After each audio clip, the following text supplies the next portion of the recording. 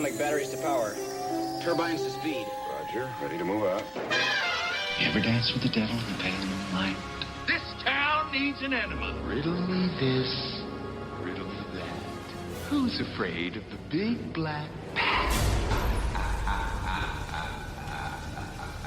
When Gotham is ashes, you have my permission to die. Gotham, this is your liberation. My mother warned me about getting into cars with strange men. This isn't a car. 20 years in Gotham. How many good guys are left? How many stayed that way? He has the power to wipe out the entire human race. Tell me, do you bleed? You will. I want you to tell all your friends about me. What are you? He's a silent guardian. A watchful protector. A dark knight. I'm Batman. Let the games begin.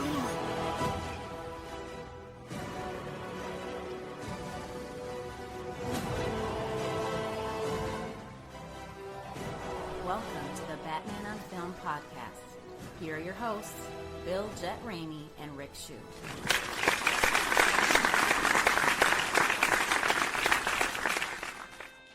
Hey now, thanks for being here and listening to the Batman on Film podcast. I am your podcast host and the founder of BOF, Bill Jet Ramey. Batman on Film is the sponsor and a proud member of the Batman Podcast Network. Check us out at BatmanPodcastNetwork.com. With me today are BF Round Taylor's Justin Kowalski and Ryan Haas. And in part 2 of our Batman Day 2016 podcast, it is time for Justin and Ryan to provide their list of the best and worst Batman films. Now, on with the show.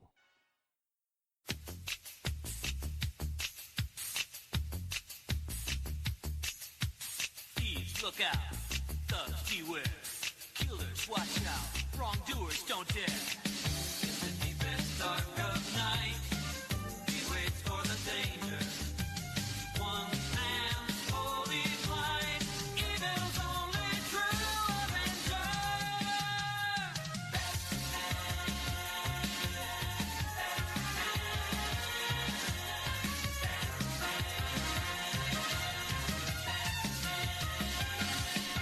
Who would like to go next? I'll leave it up to you two. You know, I would like to go next just because I feel Ryan will take us back up. Okay. What do you mean? I just feel like my list might be a little more contentious. No, mine is too, bro. But go ahead, it's fine. Well, So what yeah. y'all figure mine was about?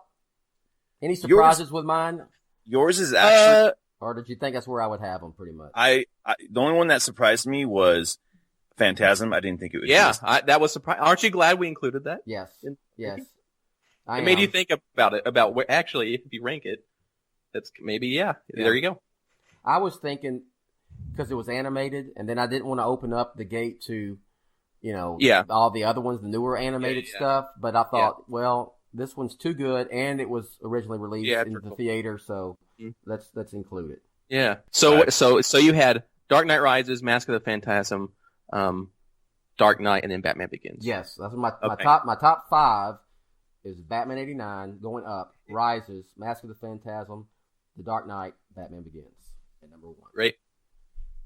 All right, Justin, you're next, right? Yeah. Okay. So let's just get the first 2 out of the way. The serials. I've probably seen them one time back in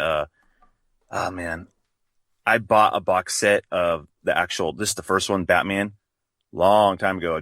I still have it somewhere. It's a double cassette of the serial. I watched it and I was like, this is really bad as a young guy, And then when Batman Begins came out, they released both of them, I believe, on Blu-ray or DVD. DVD. Yeah, I think I have the DVDs in the garage, and that's when I first watched the Batman and Robin one.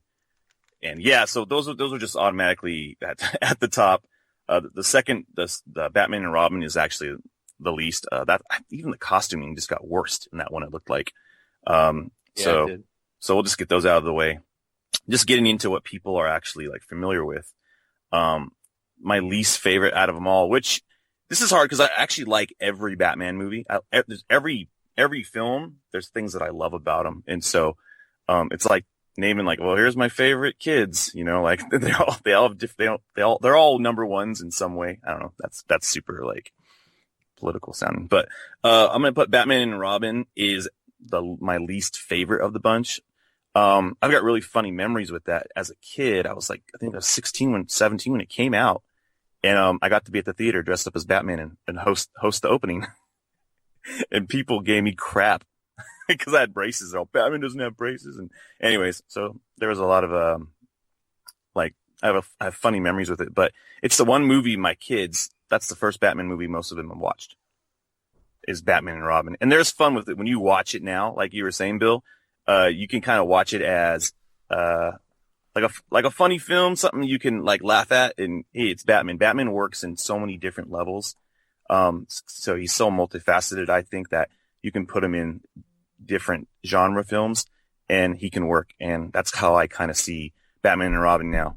It's one of those things. It's part of his history. Mm-hmm. It's not a high point, but it's a point, and you know you can always pull something out of it. So it's a low point. Yeah, it's a very low point, and you know that's why it's at the bottom of my list. I've always said without Batman and Robin, we wouldn't have gotten the Dark Knight trilogy because no, you're right. Let's say Batman and Robin was just like Forever and had the same reaction critically and at the box office. Well, they would have made Batman.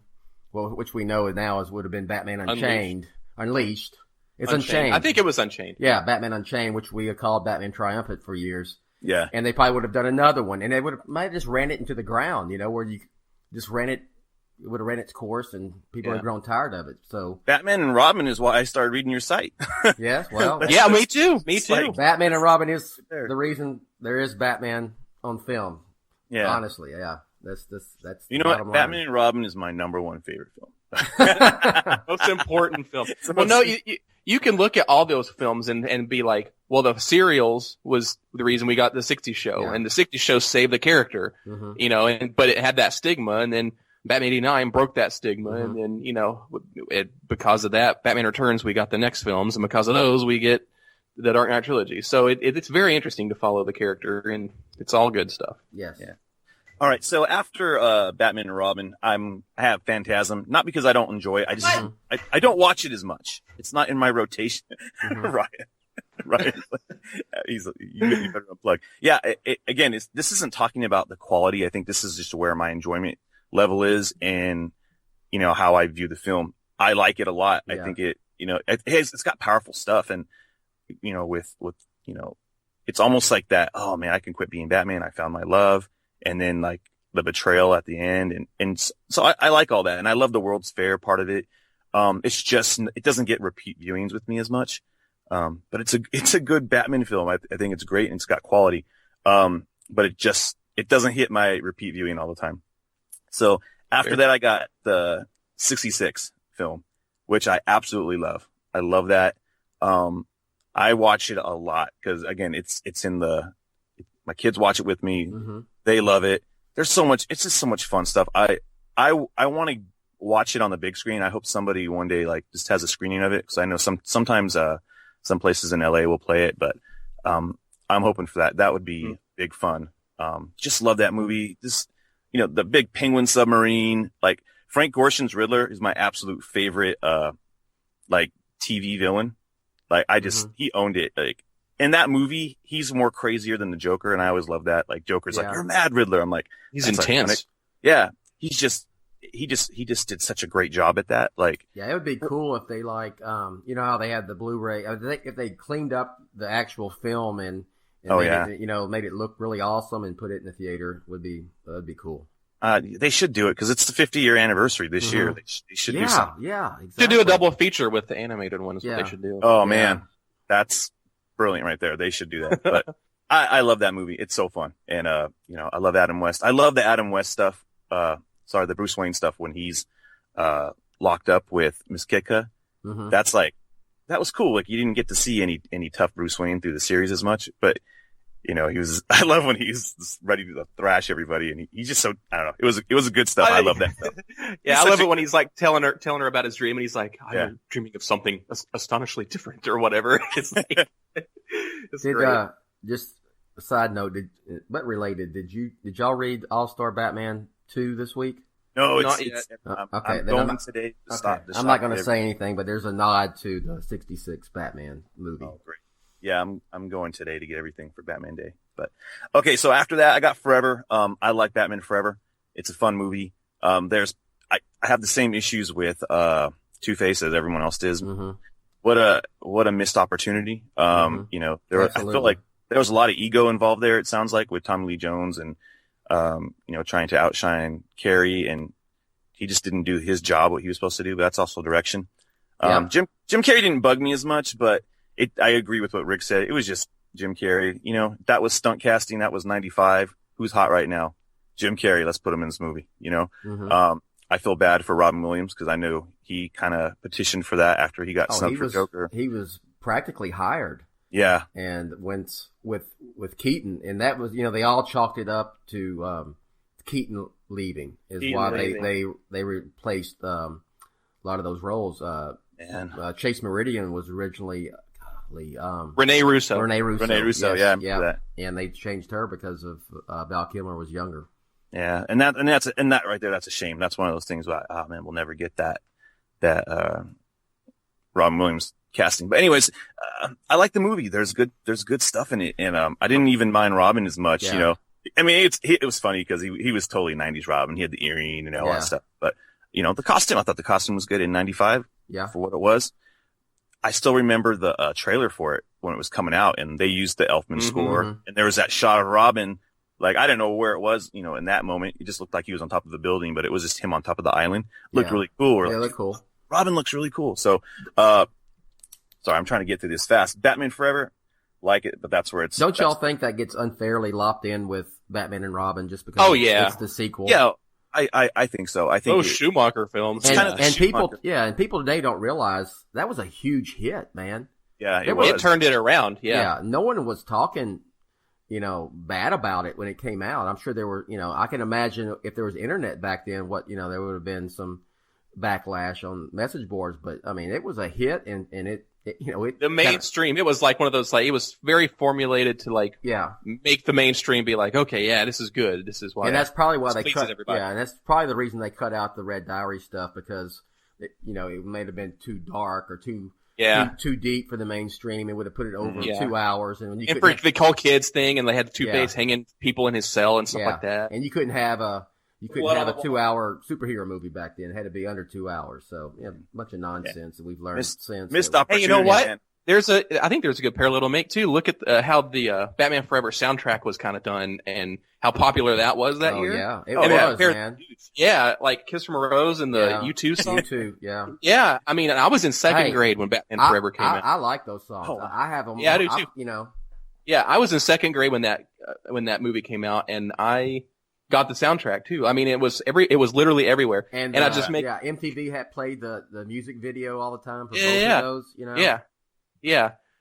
And but I just make that comparison because this year I think that's very comparable to like how Warner Brothers kind of pushed the Suicide Squad music and album stuff. So. I like it real quick for Justin. I'd like to do another Batman Forever podcast and just include y'all. I know me and Rick did one, but. That's you combine Batman 89 and Returns. Yeah, that's a lot to talk about with that movie because I think people just don't realize.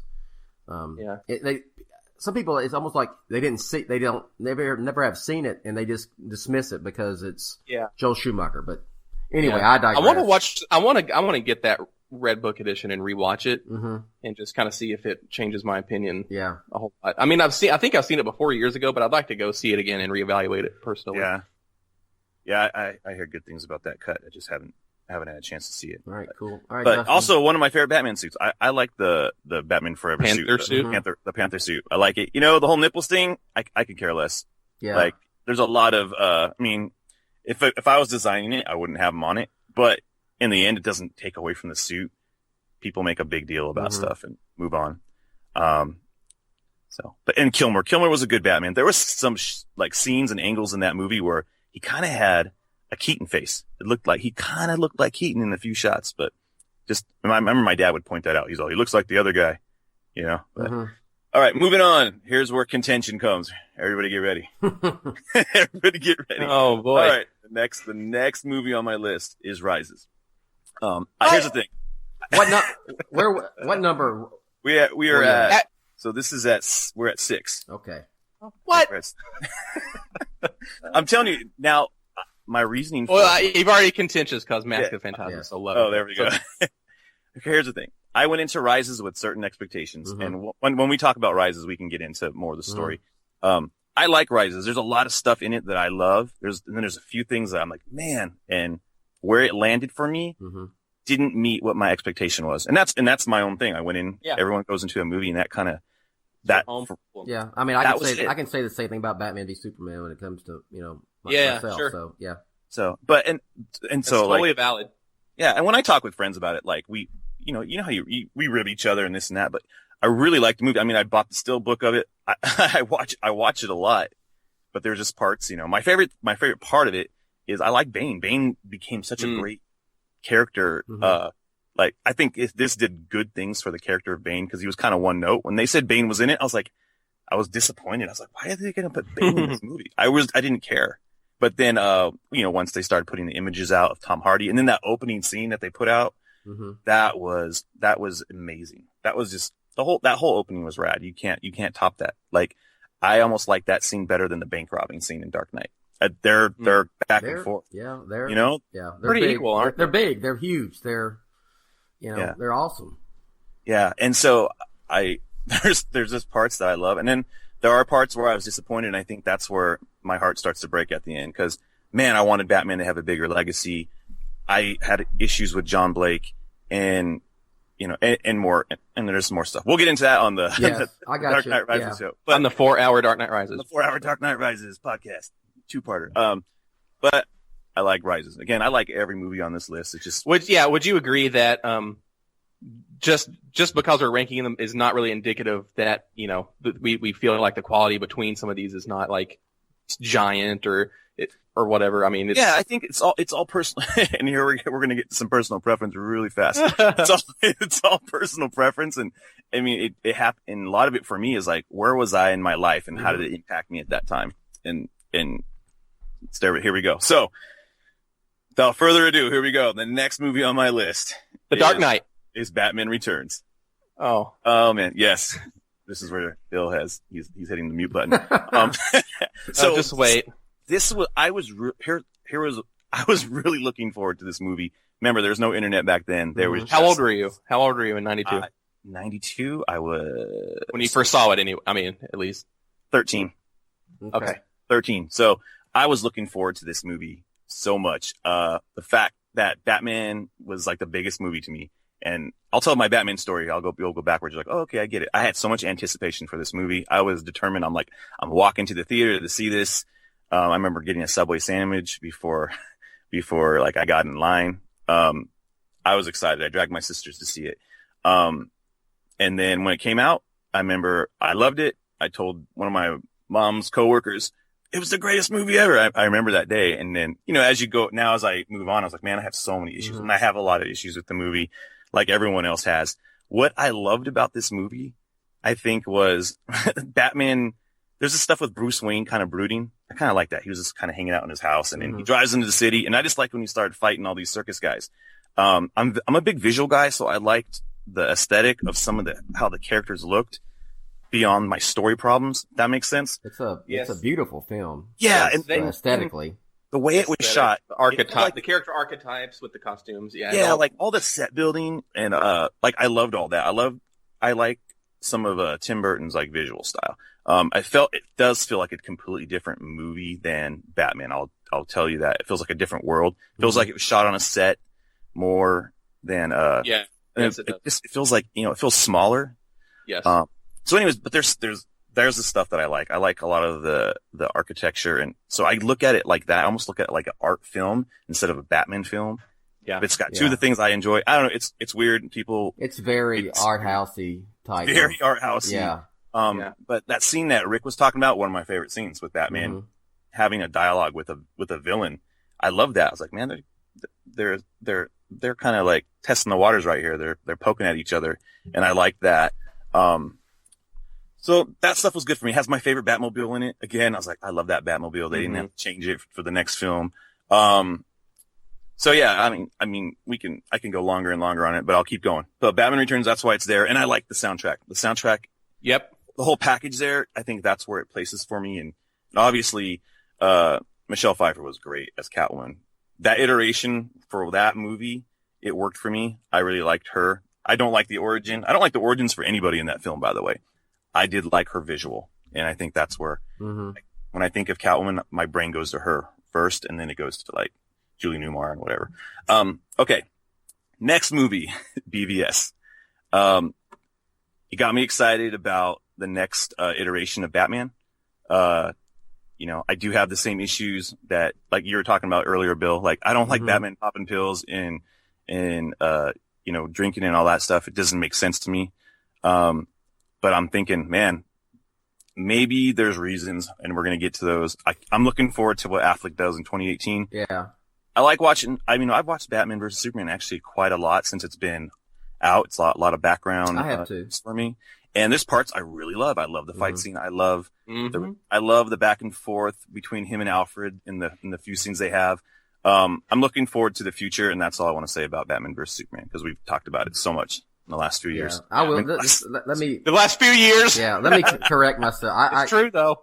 I didn't have a huge problem with Batman being so disillusioned and down and out, and I don't think the drinking and the pill popping pills was that big. But I think it was just that the whole the blatant killing thing, you know, was just a little much, and probably a little bit of I don't view Batman like Zack Snyder does. Yeah, and at least not the way he does the stuff he said publicly. I mean, like Batman Bruce Wayne getting raped in prison, and you know, what's that about? Weird. You haven't heard that? It was that? a weird interview. It was a weird Someone interview. said that like, my Batman's real because I want to make Rick Shoe like it. I'm gonna make my Batman real. He can get So I mean, it was weird. It was something like he said you know, in his mind, like when Bruce was doing his traveling and was locked up in a Asian prison or wherever the prison was, he could see Bruce Wayne getting raped, and a lot of his rage comes from that. And I'm like, well, okay, wow, wow. That sounds weird to me, just because there was a really terrible fan film about 10 years ago called The Death of Batman, and that type of scene happened in it, and it was like, what the heck? Anyways, it was like, I sent you a link to the interview so you can read it. Okay. I feel like I heard that, but I was like, is that? Sorry, deja vu. Weird. Yeah. So, okay, so now things are going to get a lot better. Everyone's going to get a lot happier. All right, here we go. I'm already sad, so. The next movie is The Dark Knight. That movie, it was weird. I was trying to put like little words to kind of cue my memory on things. It's just the best movie. It's like, if you say The Dark Knight's not a good movie, I feel like there might be something wrong with you, or, you know, I've had an accident a while ago in a machine shop or something. You know, these folks who are just these diehard DCEU fans, and especially of Batman v Superman, who have now retroactively started to bash the Nolan film, especially The Dark Knight, and say it's really not that good of a film. That's you. Come on, you've lost me. Yeah, you have no credibility. I mean, at least be credible. You know, I mean, even if you love BVS, and why you want to bash what came before? I don't understand that. Anyway, that's a whole different conversation. I'm sorry. Yeah, no worries. It makes sense with the movie. Like, that's what you do get. You get a lot of like retroactive opinions. Like, you know what? I don't really like it as much. And, you know, Dark Knight's a great movie. I have this on DVD. I have it on Blu-ray. I have it in a weird Batman mask case. I just have it digitally. I have it a few other ways. I've got like, there's posters in the garage. I mean, Dark Knight was like the new version of Batmania for me. The whole campaign they did, everything from the internet marketing to the, you know, it was as big as 89. And I know some people won't say that. It was, because I was around in 89. Yeah. And it felt that way. Yes, it was. It was just as big. I never thought I would see it again, and we did in 2008 with The Dark Knight. Yeah, I was really bummed. I was like, man, how do I get one of those? I remember there was a picture you sent, the mask that you got, and you got like got that package. I was like, that was cool. Yeah, people got masks. I still have that mask, man. Yeah, that's cool. And I got a cowl from the what was the the League of Batman or whatever they were called in the movie. What was it called? I think it was I think it was LOB. Gosh, what was it? Legions of Batman or League of Batman. Yeah, something like. Anyway, I have a little key. I had a keychain. I still have it on my keychain. Little Batman fist, with the League of Batman or whatever it was. I think somebody will correct us. I'm sure if we're not right. And then I still have the cow, and it was, man, it was fun. That viral marketing was awesome, wasn't it? Yeah, and that's what I'm talking about. There's so much connected to. Okay, the film's great, right? We talked about, we said that already. Yeah. But everything else around it was great too. Mm-hmm. Like, I can't think of a thing that I was like, oh, that was dumb. Like the whole thing was the whole like package was great, and so I just love that. And you can't. I hope we get that level of Batman excitement again one day. Mm-hmm. I just, you're kind of like doubtful. Like 89, you're like, that'll never happen again, but then it did. Yeah. So I'm hoping it comes around again and people can get excited about it again. So there you go.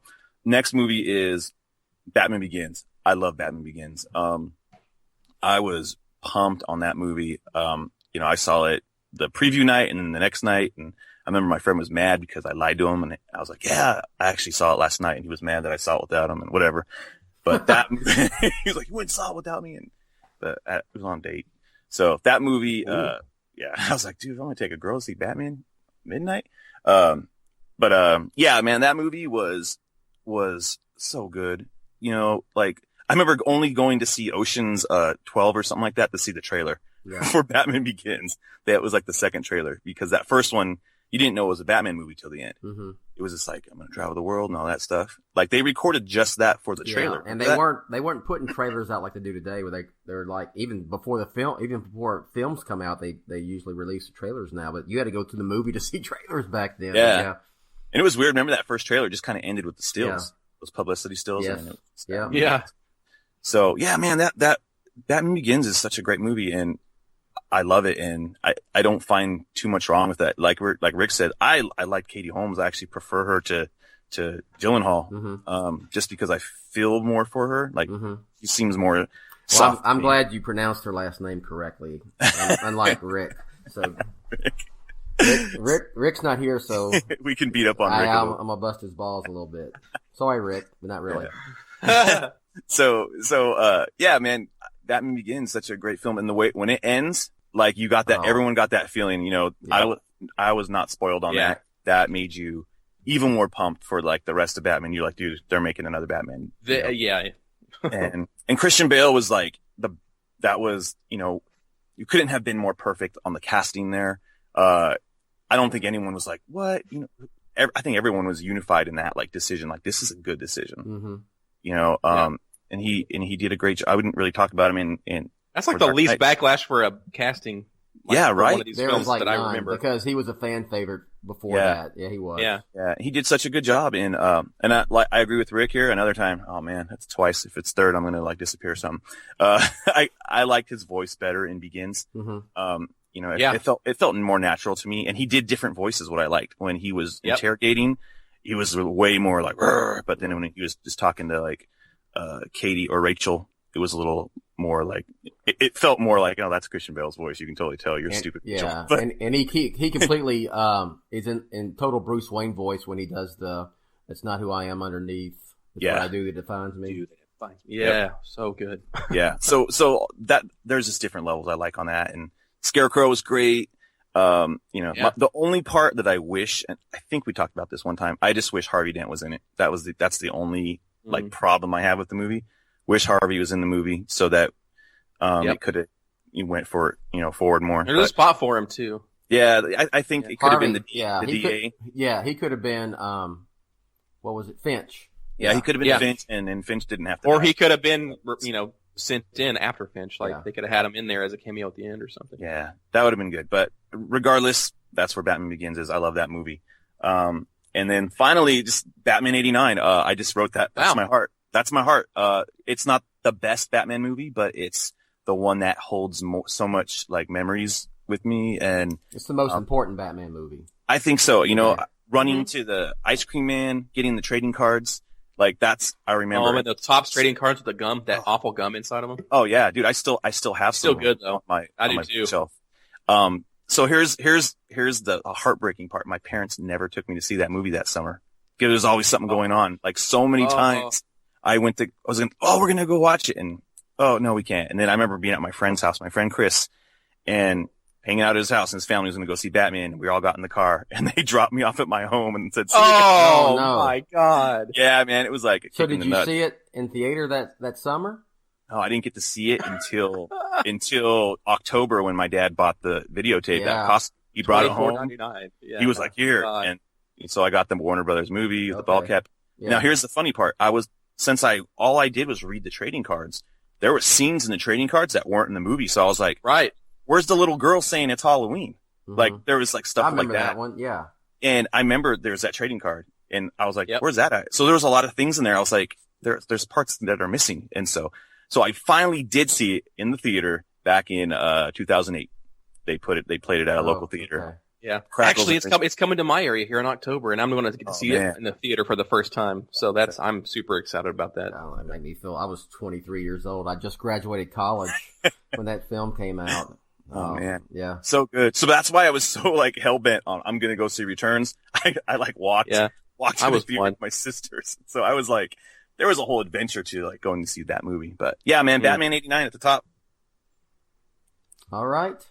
I like the list. I mean, people. I was think- nervous, man. I was No. like, man, it's You gonna know, rip. people great. think. I think there's some this impression that I look down upon people who like Returns. That's not true. I respect people. I mean, it's opinion, man. Now, you can't change. It's taste and sensibilities, and you can't change it. I don't understand why people like it, but I do respect the fact they do. So anyway, yeah, good list. I'm glad. Hey, if all of our lists were the same, this wouldn't be any fun. Yeah. To talk about it. Yeah. Anyway. All right. And I'm glad. Yeah, and I love that list. I'm glad because when you look at mine, it's going to be pretty different too. And I like how, and like I said, I think they're kind of structured the same, but there's a few key like things for each of us that are just going to be in weird spots to other people, but to us, it's the perfect place for it. So I think that's great. Thank you. Yes, you're welcome. All right. Are you ready? All right. I am ready. There's the All right. the grand finale on the film. Ryan has rankings. copious film. notes. Yeah. I've got this, and I've got copious notes of other things. Okay, so let's go. At the bottom is, of course, the 1949 Batman and Robin serial. It just doesn't have much of a lasting legacy. The characters, the acting's not good. The costumes aren't good. The villain's not good. I mean, it's just kind of there, and it doesn't really add anything. So that's why it's at the bottom. There's not much else to really say about it. The 43 serial, for all the reasons we talked about before, I thought that, if there was an opportunity there to make it something really cool, I thought the costumes were, I like the Batman costume. That one still, that publicity still of Lewis Wilson looks where he's got his hands on his, yeah. yeah. And if you like squint and it looks pretty comic accurate. Like they got the Bat logo right. The ears look good. The belt looks good. It looks pretty darn good for the time, especially if you look at that and you compare it to the 1949 serial. The 1949 serial looks like bad cosplay. Oh and my the 1940, gosh. yeah. And the 1943 serial looks like, dang, that looks like Batman, Yeah. So, yeah. I So took that picture of Lewis Wilson and like blurred it. Yes. Before there was any pictures of Ben Affleck as Batman, and put it up on Twitter like rumor picture of Ben Affleck in the Bat costume, and Nice. I was being sarcastic and wink wink on purpose, but I think some people believed it, and then the ones who didn't were like mad at me. But anyway, whatever. But yeah, so the 43 serial is after Batman and Robin because it's more important. It got some more things right. We got Alfred in the Batcave out of it, and it was pretty responsible for the 66 show. The serial was too, but the other serial was too. But obviously the 43 serial is leaps and bounds more important. Okay. You're at 10, right? 10. 1, 2, 3, 4, 5. Yes. Okay. The next one is Batman and Robin, 97, because it's not a good film. It was made for the wrong reasons. It was rushed. It was made fast. It's a carbon copy of the structure and plot of Batman Forever, but without all the heart that made that. Exactly. It's beat for beat. Yes, beat for beat. Like the way that the scenes are the way that there's an opening scene, the way that the villains are introduced. Like you don't get an origin for Mr. Freeze. You see him in like a video that explains it, and then you get more extended origin for the villain with the red hair. Yeah. And green. And green. There you go. Yeah. I mean, so yeah, with different suits at the end and a weird climax. It's just big and bombastic. Yeah, they carbon copied that movie, and the score is reused in a lot of spots and all that. So, and it's just made for the wrong reasons. Warner Brothers was just in like franchise, they'll watch anything mode at that point. And, and that's why it's there. It's not that it's not true to some interpretations of the character, but it's out of whack. It's out of balance, and it's just not good. After that, I have Batman 66 movie. I love it. It's great. That show is the reason I am a Batman fan. I feel lucky that is my first exposure to the character. I was like 3 years old, and went to my daycare with my Nana and my best friend at the time, and I was 3. And the 66 show would come on the Family Channel, and that's where we found out what Batman was. That's where we met Batman. Yeah. Do you think you are an exception to the rule? Because I would say yes. a lot of kids. Well, I say kids. A lot of young men your age came to Batman through the animated series. The animated series. Yeah. It was like right before that, because I was born in late 87. So yeah. So yeah, and I feel grateful for that, and I think I've mentioned this on an article or two I've done for BOF. I feel like that made me more of a rounded Batman fan earlier rather than later. It made me realize that Batman is a malleable character. I'm not as a 3-year-old, but now that I look back on it, I'm like, that really shaped my opinions and thoughts about what Batman is and how he can fit in all these different genres and appreciate different interpretations of Batman. So, and that's why Batman 66 I just think is so endearing and enduring, all the E words. I mean, it just hits a lot of nails on the head. It's great. It's quirky. The combo. Writing. It's endearing and it's enduring. Yes. Yeah, and you really can't say more than that. It's got so many iconic moments. If anybody doesn't know, like, why that show was important or what the deal was with it, just show them that and they'll get it. Yeah, it's such a great open door to the world of Batman. Yes. Yes. And for years, that was the only official Batman 66 thing you could watch, because the show was, you could either catch it on reruns or try to tape it on VHS tapes or something, but that was the only way you could see it. And that's the thing I've seen the most of from that show. Yeah. So, it has all 4 villains in it. It makes me sad when some of these younger, and I will say kids, who are Batman fans, won't give it a chance because they've grown up. I mean, basically, a lot of these begins in the Dark Knight is their entry into Batman. Yeah. Of course, my son he's 15. He loves it, but I mean, look where he grew up here, so that's a completely different story. Yeah, he grew up with me. Yeah, exactly. So I mean, it's one of those things where it's like people should. I mean, if you embrace Batman in all his forms, there's something for everybody in like all these interpretations, Brave and the Bold Batman, Beware the Batman. They're all valid in some way and all offer something. The new Batman Unlimited stuff. It's all that stuff kind of, I feel like Batman 66 is a good ambassador for that, idea that, great Batman can be more than just one interpretation. So maybe I should put it higher on the list. I don't know.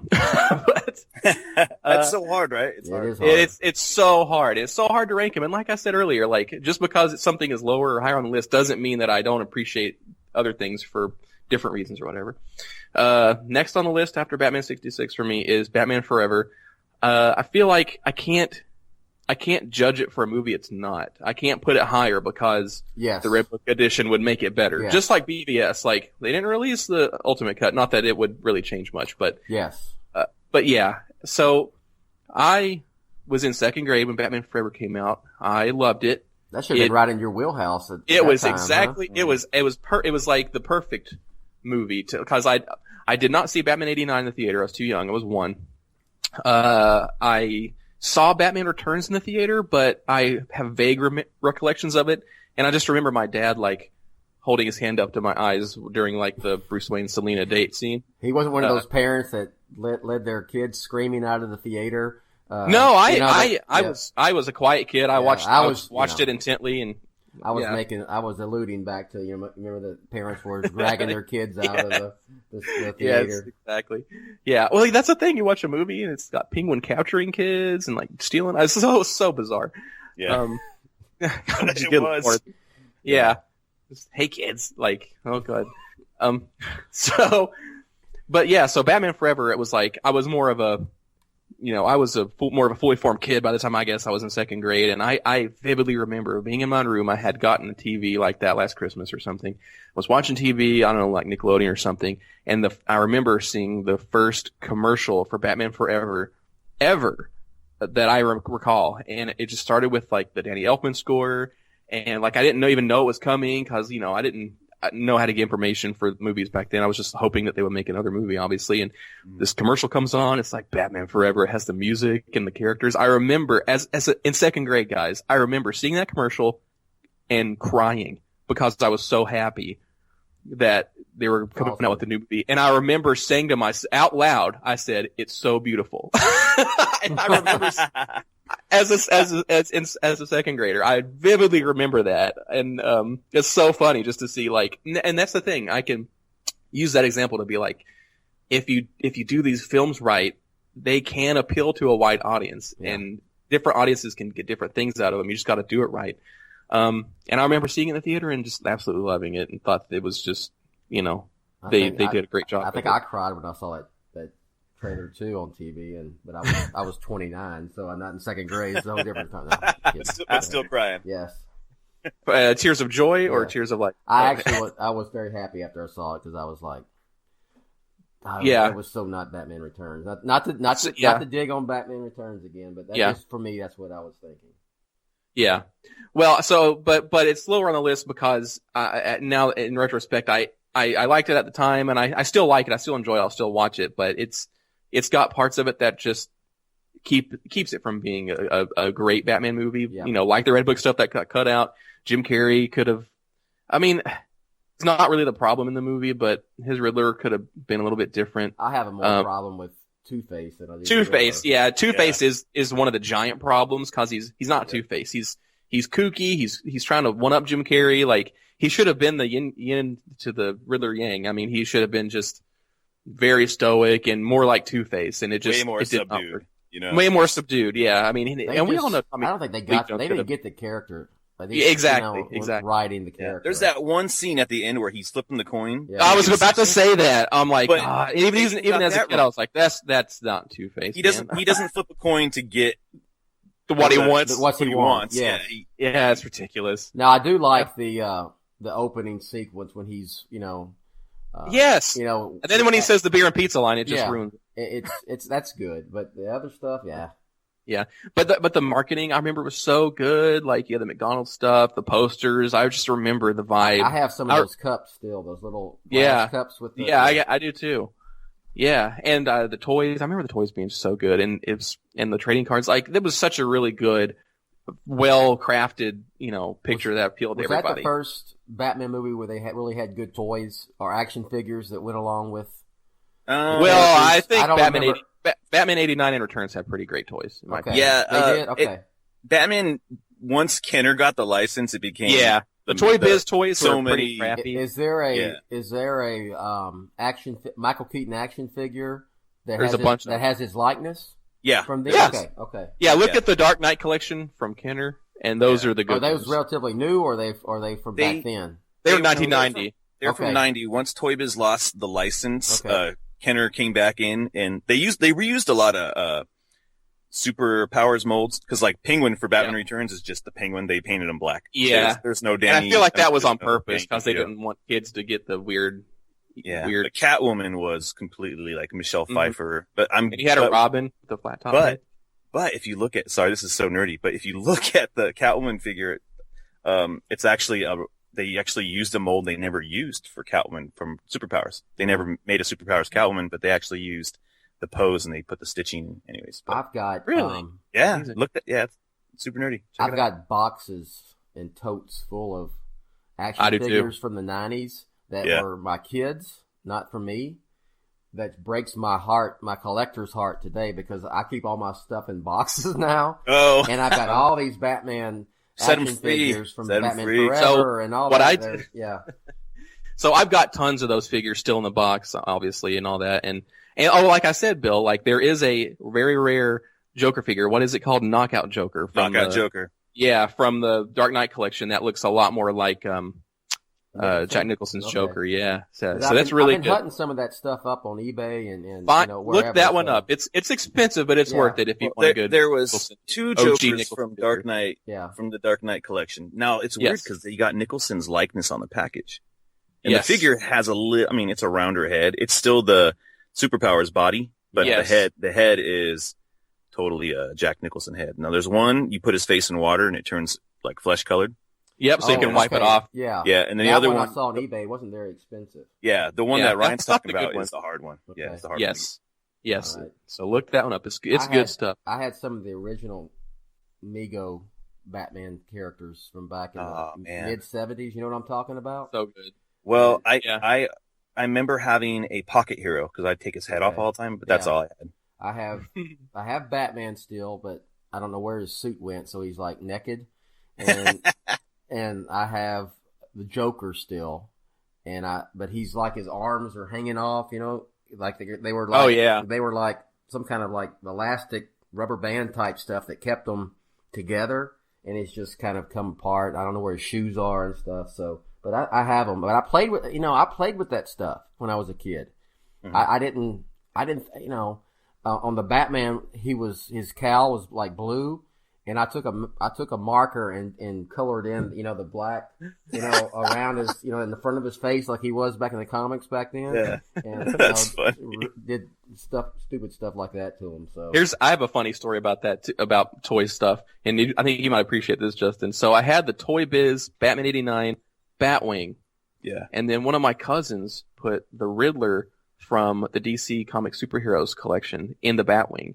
And I got so mad because I was like, what are you doing? And he's like, oh, the Riddler stole the Batwing. I'm like, no, the Riddler can never steal the Batwing, and they're from different toy sets. You can like, even as a kid, I was like, they're not from the same thing, so you can't use them. That's two different universes right there. Absolutely. And I remember ripping the Riddler out of the Batwing and his head broke off, and I was never the same after that. But That's funny. But yeah, and I would save the. So I would open the toys, but I would save the cardboard backs, and I saved all the cardboard backs, and I just had them in a big pillowcase I would drag around, so I just remember what toys were, and so I could see the artwork and all that. So yeah, those toys were great. Yeah, that's fun. So let's see. So Batman, Yeah, Batman 49 serial, Batman 43 serial, Batman and Robin, Batman 66, Batman Forever. After that, in dead middle is BBS, because it's kind of representative of my thoughts of BBS. It's like, do I like it? Do I not like it? I don't know. It's just kind of in the middle, because there's great parts in it, and there's just god awful parts in it. And Yeah. my I have a lot less problems with the portrayal of Batman to some degree. I have less problems with, like, a lot of people are like, if you just change the Martha scene, the movie's so much better. And I'm like, to me, that's not what makes the movie bad. It's just the story, the tone, they kill Jimmy Olsen, and Lex Luthor's responsible for everything. It's just the way it's crafted and constructed. It is just not a good movie, like in that regard, and Yeah. it's just like, and I've heard people say that about Batman Returns too. I think gosh, should I read this in Mark's article? Something about, like, if you just turn the volume off and watch it. Yeah, Mark says if you could, like, back in the day, you could on an old TV, you could turn the color off and it would be black and white. So he was like, watch it on an old analog TV and turn the color off. It's like an old horror film. And the sound, and then use the, yeah. Use the captions on your VCR DVD player, and then pretend like it's an old early 1900s German expressionist film. Yeah. And play like Wagner with it, along with it. Yeah. So Yeah. Well, I feel like BVS is kind of like that. Like, if you just turn the volume up, like, visually it's great. There's great action and there's a lot of good stuff in it, but it just misses the mark on the story. Like, flat out misses the mark on the story. And they needed a better thing to craft around it. And the way it ends, they kill Superman, it's just, ugh. But it's in the middle. Now I gotta move it on my list, Ryan. I mean, I keep watching it, you know, but man, there's good elements, but it just doesn't. It just, as a whole, it's just not there. Yeah. And that's the thing. And here, now that we passed the middle, it gets to the point in my list where I hate it. I've been telling you guys for days, like, I hate my list. Like, I don't like it, but this is where I put them for some reason. This is where I think that they should be for me. After BVS, I put Batman 89. I love Batman 89. It was on Netflix a while ago, and I would like watch it like every night before bed because it's like, it is so good. Like, the set design, the actors, and a lot of things aren't like my Batman or like what Batman like as a full picture could be like, but it makes a good case for itself. Like in terms of Batman v Superman, it's like, well, that doesn't make sense or whatever. But most things in Batman in that Burton film, that first Burton film, like they made things for things a certain way for a reason, and it makes sense within itself. And I get the choices they made. You know, it can defend itself quite well, I think. And Jack Nicholson as a Joker is just brilliant and everything. So I tweeted, if you look at my Twitter, one of the latest things I tweeted was, my original, which I still have, and I just took a picture of it, is my original VHS copy of Batman 89. And the one that started it all. The one that started it all. Okay. So that VHS, that's from my grandma, and she had it at her house, and she kept it at her house. So every time I would go to her house, I could watch it. And it never had a case. I never remember it have a case. And I was always, as a kid, curious, like, what's the box? What did the box look like?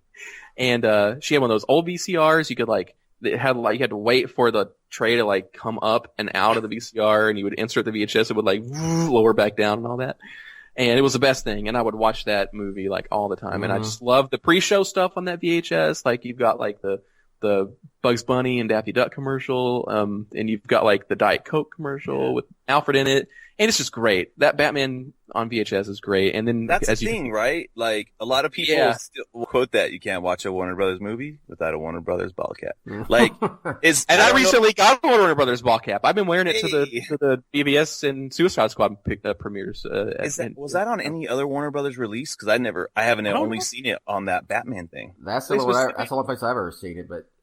Which makes sense because of the giant VHS push they did. I mean, and that was like one of the first movies that like was like a low price to get, and it was a lot quicker to VHS than a lot of movies of that era, I believe. Was a quick release. So you'll see in that picture, I was a kid when I did that. I like drew like all the stuff in it so I would know like how long it was, and for some reason I say it's an hour and 12 minutes, and that's totally like incorrect, but it's weird. But yes, so Batman 89 is great. I love it. And I agree with you guys. It probably is the most important Batman movie ever made, because it was not only good for the character, but it was good for the superhero film.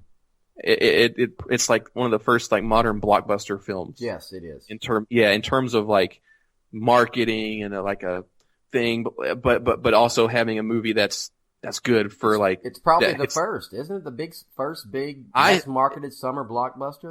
I would say so. And the most recent, I think that the Diamond Lux edition of Batman on Blu-ray has a really good special feature about that. I would say so. And it did. It opened the doors for, you know, the whole genre to be like legit genre. And so many things came out of that. Things kind of copied or emulated and all that. So there's Batman 89. After that, I have Batman Returns. It's weird that I give it a slight edge. It's a slight. Wow. It's a slight. I know. It's a slight personal edge, and to me, it's really, really, really hard for me to separate this if the film, which film is better with my own personal preferences. Of course, Batman 89 is better. I mean, I can't argue that. A lot of people would or want to, but But I put Batman Returns ahead of it just as a personal thing. Like I said, I was 1 year old when Batman 89 came out, so I wasn't around for Batmania and all that. And Batman Returns, to me, like, I love the visuals. I love that Batsuit. It's just, there's a lot of elements in it, like the character design and stuff like that. The score, we'll get to this in a little bit, because we've got a big list of our favorite Batman stuff, but spoilers, Batman Returns is like my favorite Batman score, but, cause it takes what the first movie did and it's like, not that it gets grander in scale. It does in some ways. Like it just does a really good job of like having very good, musical motifs for each character and the way they like combine and intertwine and all that kind of thing. I mean, it's I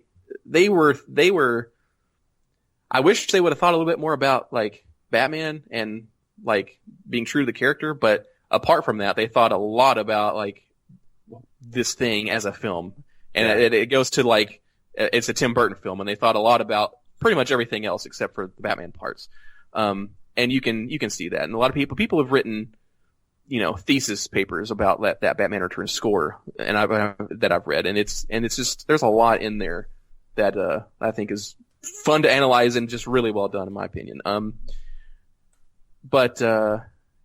So I don't know. It's like I said, it's really hard to separate it. But I put it ahead of it just as more of a sentimental favorite. And after Batman Returns, I put Mask of the Phantasm. I really wish I could have seen Mask of the Phantasm in the theater, but it was only in theaters around Christmas time for 2 weeks or something. So, and my hometown our theater only had 2 screens and they did not get it. I remember seeing commercials for it, but I didn't see it until it was on VHS. And I remember the clamshell VHS had a miniature version of the comic book adaptation in it.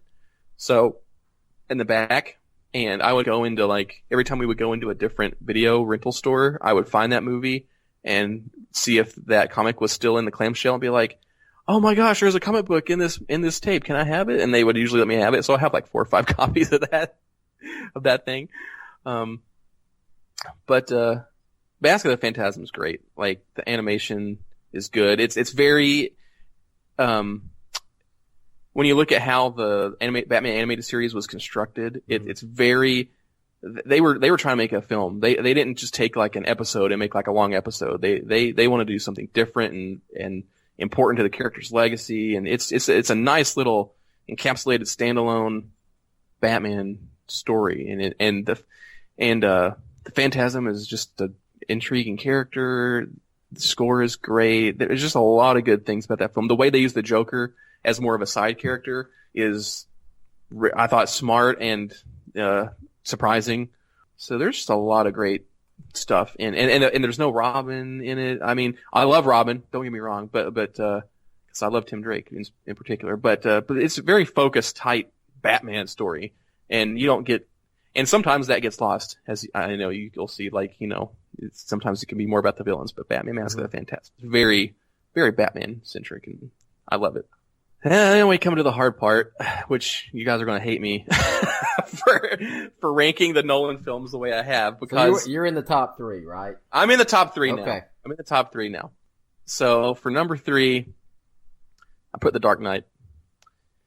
And it's so hard. I look at all these things as it is one giant story. Dark Knight Trilogy is one giant story, and it's so hard to do that. But again, they are 3 separate films, so we must rank them accordingly. We must rank them. So I put The Dark Knight at number 3 because it's to me, I love it. I love it. It is a perfect film to me. But the reason it's 3 is it's a heavy film. I remember the first time I saw it, I was like, man, they made a movie, but it's just an excellent movie. And I remember when it came out and the hype around it was, I don't think we'll see it again for years. And the Joker was great. Joker was perfect. It's just the best next step, in that story. Again, it's so influential. I think it's just, It's just a masterpiece. I can't really say much more about it than that. I mean, I was speechless at the end of that film. I cried.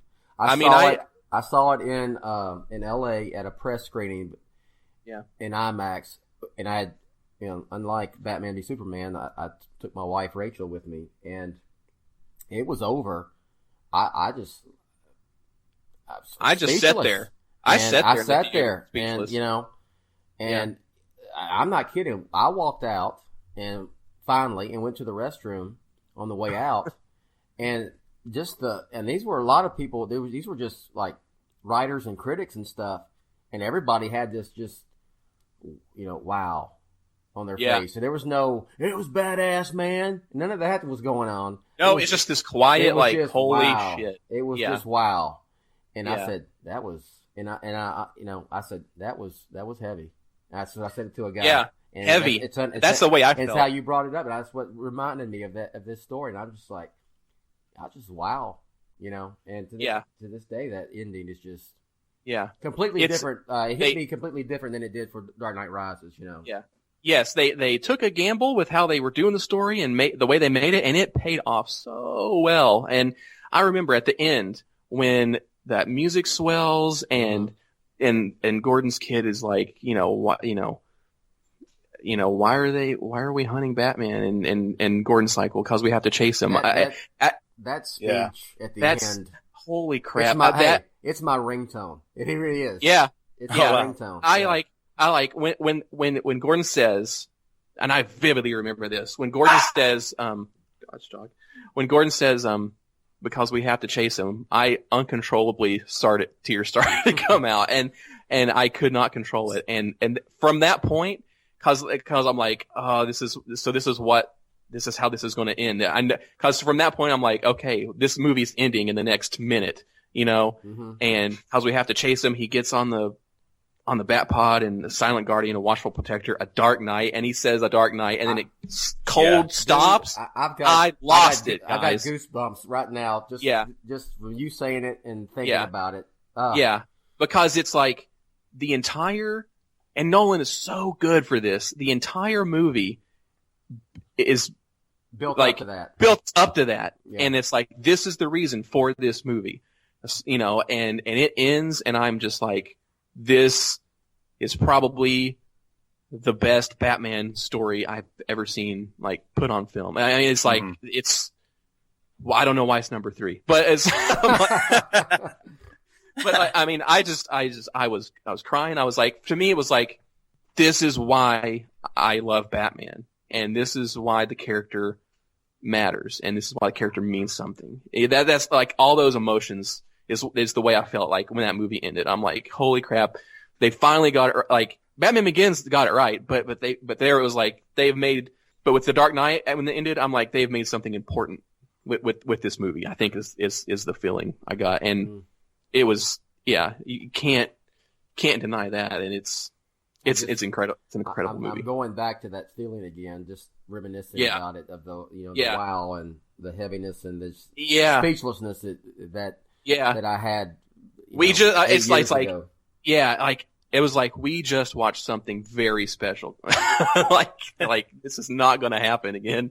Yeah. How did that film not get nominated for Best Picture? It's so stupid. That is so stupid. It is. Yeah. And anybody that says Ledger just got the Oscar because he died is wrong. Yeah. I think the fan reverence outweighs the Oscar. I mean, it'd be nice to have an Oscar. Yeah. But I think the fan reverence trumps it almost. People are trying to retroactively go back and be like, oh, it's overrated. I'm like, no, you're dumb. You're crazy. There's a reason, like, this is going to be on the only comic book film on the list of top 100 movies and stuff like that. You're trying to be hipster dude that doesn't like anything if you're saying that bullshit, because you have no credibility with me. No. You know, when Bill put that out, like, it got on that top 100 list or whatever. Yeah. I actually was like, I was surprised that it wasn't higher. Yeah. Like, You know, I think my original response was like, I don't know. I was kind of shocked that it's so. Is it low? Is that why? I thought you put it out there because it was so low. You were actually putting it out there because it was there. Yeah. Yeah. I was like, I thought it would be a little higher. Yeah. And then that shows still a little bit of the snobbiness towards comic book films to me. Yeah. Even today, after that film, 8 years later. Yeah. So, but yeah, The Dark Knight's number 3, and I don't deny its importance, and again, it's not indicative that it's a worse film or anything, because it's probably, on the list, it's the best film. It is absolutely the best film. Yeah. It's not number one on my list, but yes, I said it's the best. It is the best comic book film of all time. Absolutely, absolutely. Number 2, guys. Number 2 is Batman Begins. Wow. Yes. Now we're splitting hairs at this point, right? Yeah. Now. We are absolutely splitting hairs. Batman Begins is, so if The Dark Knight is the best, film on the list, the Batman Begins is the best Batman movie on the list. Yeah. I saw, that was the culmination of finally getting what we needed, after following BOF for so many years. This is the film we need. We need a movie that does this, that is true to the character and brings the character back, and following it all and finally going through that whole cycle, after waiting so many years after Batman and Robin. Batman Begins was the culmination of all that. Yeah, absolutely. That was like my whole kid to young adult years, right there, that I had no Batman. Does it blow your mind we waited 8 years between It's between unfathomable. Batman and Robin and Begins, and it was 4 years difference between Rises, that incarnation of Batman. And then it was almost Ben 3. Affleck's. Yeah. It's insane. Yeah, and that's the thing. It's that period of time between Batman and Robin and Batman Begins. I'm sure you can attest to this, Bill. It was hard to be I'm a Batman fan, and I'm not gonna not be a Batman fan. and you had to you had to do more work to seek out good Batman stuff because of, and of course we had no films, and for years it was this year one Darren Aronofsky thing, that doesn't sound right. And I think a lot of people who've read the site and been critical of me and us and the podcast, I don't know if they just didn't read Batman on film back then, because it really, since Batman v Superman, Batman on film has gone back to its roots. Really, it's come full circle. And it's, I didn't think that it would come to that again, where I would have to lobby for good Batman stuff, but we did. So it's just a strange thing. If we think, I'm just thinking so much history right now is what. Yeah, totally. And that's the thing. So once we got Batman Begins and I finally saw it in the theater, on opening night, I felt vindicated as a Batman fan, because it was just that finally they've finally gotten it right. Even though I love Batman 89 and Batman Returns, and all that, it was this is Batman. This is my Batman. They finally got it right. And the way that the movie's constructed is so good, and the way they explain, the origins of him wanting to be Batman, but also the suit and everything. And that's one of those build-up moments too. My favorite scene in the film, or moment, I guess, not scene, my favorite moment in Batman Begins is when Batman is in Arkham Asylum and he jumps off and he throws the little shoe attractor down, and the bats swoop up and he comes down, and then he walks, and then after that, my favorite moment is when he walks through the Arkham Asylum and he's throwing the bomb out. What are we seeing? Is this guy real or not? And they're looking at Batman, and Batman's just looking and that, to me, I got bumps at that moment, because I'm this is he right here, he is Batman now. This is where when he finally becomes Batman. Yeah, and cool. The music and the way the score goes and everything, and I'm just this is the whole reason for this movie, built up to this weird moment where it's all that work and effort. This is why he's doing it, and he's Batman now, and that's just, I just love that moment in Batman Begins, and the scenes and I remember I believe it was the day that, it's a crazy day in 2005 history. It was the day that the midnight screening of Star Wars Episode 3 came out. Was also a season finale of Smallville, and they had this giant Batman Begins preview where they showed 7 minutes of the movie or something. That's right. You remember that, Bill? And they showed 7 minutes of Batman Begins, and that's the, in retrospect, it's like, wasn't man, it the Katie Holmes scene in the train, the subway scene? I think it has some of that stuff, but also had the training, some of the training montage, and that's the first place where I would like, your parents' death was not your fault, it was your father's. And I was like, man, I wish I would have saw that in the theater. But when I saw that for the first time on a 4:3 TV when I was watching Smallville, it didn't matter because I saw that scene and I heard those lines and I was like, holy crap. How are they, and I think I've heard John Beerley say this before, and at that point in the movie, you're just literally like, how are they getting away with this? This movie is so good, like the characters and the writing, it's just, that's the kind of stuff that you don't get unless you have people involved with the film that care about the characters and really get the characters. And Batman Begins absolutely proved that.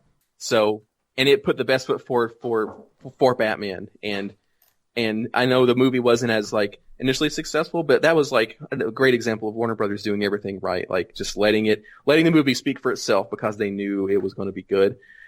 And, it was like my little secret for a while. It's like, oh yeah, Batman's back and he's good and everything's going to be okay now. And thank God they got it right. And then we come to number 1, which you guys know is going to be The Dark Knight Rises.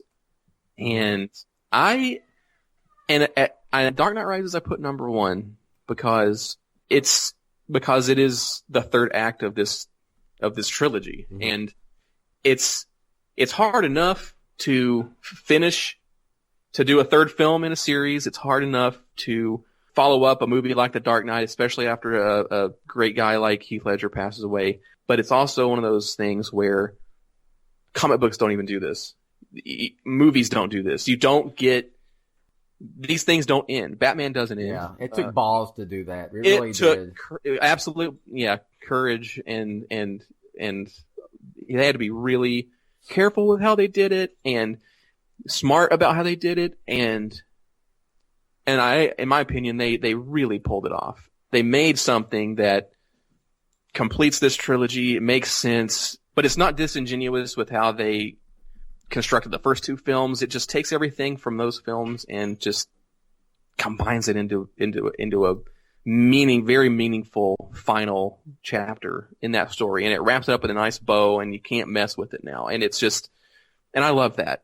And I thought it was brave to the fact that they did it. And I know to me, I know that's probably why a lot of people don't like it, because they have very specific ideas of not only what Batman is to them or what my Batman is, but how their Batman would end or not. A lot of people's Batman never stops being Batman. Yes. You know what I mean? So it's very, they made a lot of choices and they had, and you have to do that if you are ending something. And that's why comic books don't do it. That's why people don't do it. I love the fact that they used Bane when they announced that. I was like, I felt like somebody just gave me a present, because I love Nightfall and I love Bane and Azrael and all that whole era, because that was the first era I was really kind of aware of comic books. But Bane wasn't really done justice in the comic books as much as he could have been. And I was like, wow, they were going to use Bane in this thing. And I knew that they were going to do something, that was going to really make put the character on the map and do a good job with the character. And the fact that they incorporated things from all these different Batman stories like Nightfall and No Man's Land and Dark Knight Returns and just combined it into a really good narrative. And they had the backbreaking scene, like I was so shocked when they did that. Yeah. Catwoman, the way they used Catwoman was so smart. It was so good. As we get to my secret segment later, I mean, I'm glad that I know my secret segment. And beforehand, when we were thinking like, well, what characters do they have to put in here? We're like, they have to put Catwoman in. Yeah. They have to. That was Jonathan Nolan. Yeah. He had to convince him to do it.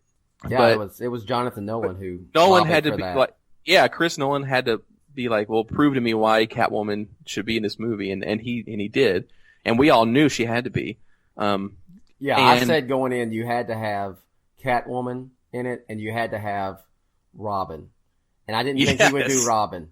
Wow, and that's and he the way they did it was so smart. He did his version of Robin. I know some people had issues with it, but I didn't. I thought it was. I liked that part with you should use your real name, Robin. I know that F.J. DeSanto loves John Blake. He does. Yes, he does. Greatest, the best Robin ever. Yeah, best Robin ever. Yeah. Yeah, no, and that scene, like, there's so many great, like, and like the whole Dark Knight Rises is a giant parable of Batman's legacy and why Batman matters, why Batman's important, and how Batman, even though if Bruce Wayne's mission is over, how Batman will always live on. I mean, so, and that scene when like Bruce Wayne and John Blake are in the car and he's just saying how like, you know, Batman can be anybody, like that. I mean, it's so smart. It's so encapsulates why Batman's people important. misinterpret that sometimes. Too. They do. Yes, They do. That people misinterpret lots of things in this movie, and it makes me mad.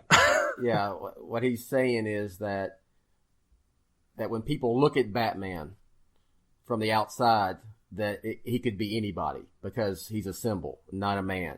Absolutely. And it's not that, anybody can be Batman. You know, it's not that. Yeah. Batman can be anybody. Yes. That's absolutely it. And then the way they end it, the ending, I lost it there too. I did too. And maybe even more than the Dark Knight. Like the Dark Knight was like, and then the difference is the Dark Knight was like, this is important. I've watched the best Batman story ever. But with the Dark Knight Rises, you know, when they said his name's Robin, I started crying. Yeah. That's when I started crying there. When they did that whole ending, that extended ending. That ending montage. And it got to, when each person important to him realized that he was still alive. Yes. And then it got to Alfred at the end. Oh my God. He's there and I lost it. And then here's the kicker. I lost it. So I leave with my wife again because they let her go see this film. They didn't go let her see Batman v Superman, but that's a different story. We leave. We're over there, Justin, at Universal. What's the IMAX there? You know, Universal City. I know. City Walk. Yeah, City Walk. Yes. And so we walk out and we go into, what was it?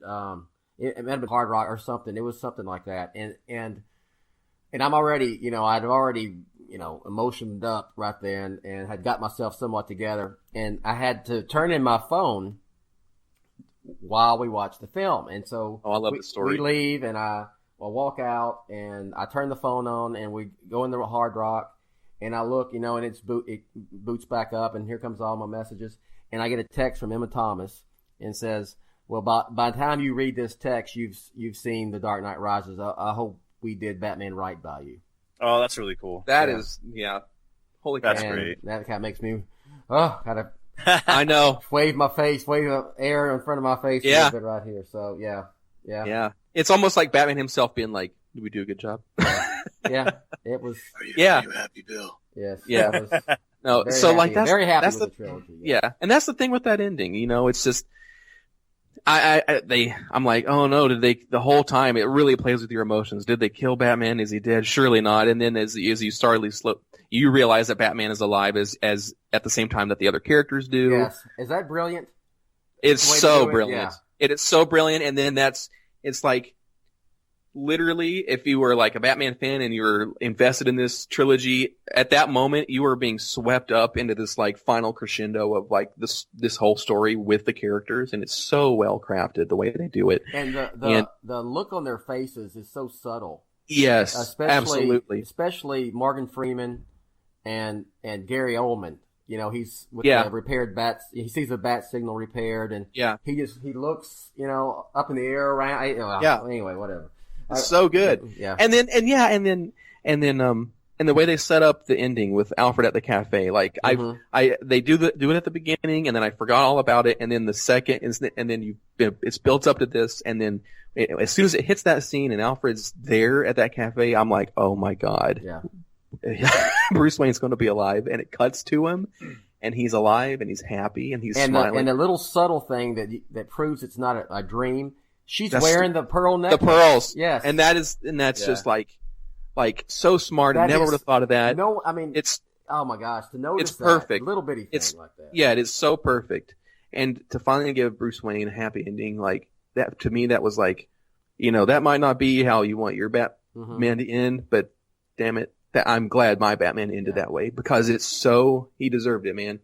So, and then the way that they do that, and then they cut to John Blake at the end, and the platform rises. It's just like The Dark Knight Rises. The Dark Knight Rises. Like, oh my God. And it's not like John Blake's going to be Batman. It's literally like, this is the legacy of Batman cemented in both film and outward to the world. I asked Chris about that, and he said the story can continue on any way you want it to in your imagination. Yeah. So to me, that's the reason why it's number one. Is they did the impossible by wrapping up that trilogy and making a third act that matters and is a third act and cements the legacy of Batman in this nice, luscious Christmas gift pack, as somebody would say in Batman Returns. A luscious Christmas gift.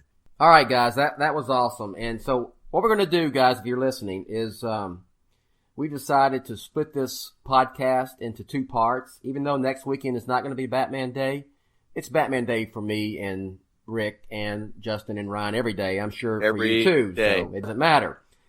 So what we're going to talk about is the following. We're going to talk about our favorite Batman comic book story, our favorite Batman video game, animated series, villain, Robin, Batman family member, which is not Robin, our favorite Batman actor, favorite Bruce Wayne actor. There's a difference there, or there can be. Our favorite Batman on film Batsuit, our favorite Batman on film score, the film score. And we'll also talk about our own personal Batman story, and we'll include things, the first comic we ever read, our favorite comic book story, and so forth and so on. And a few other things. And Ryan has a very special segment. We're going to get to as well. So, you know what? We're just going to carry over Batman Day into next week and celebrate it again because, that's what we do because we're Batman fans anyway. So, real quick, I'll let you guys plug a few things. Justin, go ahead. Check out Let's Go Podcast. We have a new one coming out this week. It'll be episode 31. Thank you for anyone who has checked it out. And if you want to follow me on Twitter, I am J_Rocca. And like I said last week, I like to talk about stuff. Ryan, go ahead. I also like talking about stuff, if that stuff is Batman related. Stuff and things. Follow me on Twitter at @SMB_Ryan. And for our pals at the Robin Everyone Loves the Drake podcast, every day is Robin Day. Tim Drake Robin Day specifically. So, and have you guys read this week's Detective Comics by perchance? I have not yet, but I unfortunately was spoiled. Coming today. Yeah. Oh, darn it. I was going to say do it before you're spoiled. Yes, so. I was spoiled. So, doing a Google search. It was right there. I know, it's stupid. Yes. So, actually, I wrote an emoji review of that issue, and somebody called me out on it. They were mad. They were like, "Don't do spoilers," and I'm like, "Dude, they're emojis. Like, how unspoilery can you get?" But I digress. But spoilers. I read that issue, and I'm actually quite happy about it. So, yeah. Follow our pals at the Robin Everyone Loves the Drake podcast on Twitter at ELTD podcast, and please subscribe to their YouTube channel. You got to actually go to YouTube and search for Robin Everyone Loves the Drake. They're trying to get to 100 subscribers so they can get more YouTube perks. So do that, please. All right, very good. So for Justin and Ryan, I'm Bill. Announcer Rachel's going to take us out. And we'll definitely catch you next time, because next week will be part 2 of our Batman Day BOF podcast. We're out. Thanks for listening to the Batman on Film podcast, a proud member and sponsor of the Batman Podcast Network, batmanpodcastnetwork.com. You can listen to the podcast via iTunes, Google Play Music, Stitcher, Spreaker, and wherever good podcasts like this one can be found. Follow Jet on Twitter at Batman on Film and on the BOF Facebook fan page at facebook.com/jet.batmanonfilm. Email Jet via jet@batman-on-film.com. Follow Rick on Twitter at ShoeRick and on Facebook at facebook.com/BOFShoe. For Jet, Rick, the BOF Roundtablers, Justin, and Ryan, I'm announcer Rachel. Thank you and good night.